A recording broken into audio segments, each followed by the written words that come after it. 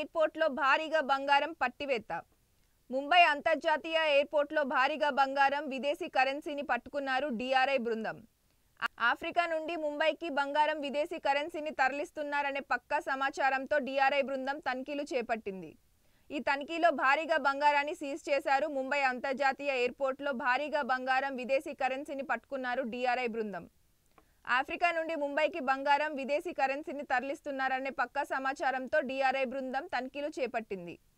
ఈ తనిఖీల్లో భారీగా బంగారాన్ని సీజ్ చేశారు. ఈ ఆపరేషన్లో 9.67 కేజీల బంగారం, 18.48 కేజీల వెండి, భారతీయ కరెన్సీ 1.92 కోట్లు మరియు $1,90,000 USD విదేశీ కరెన్సీని స్వాధీనం చేసుకున్నారు.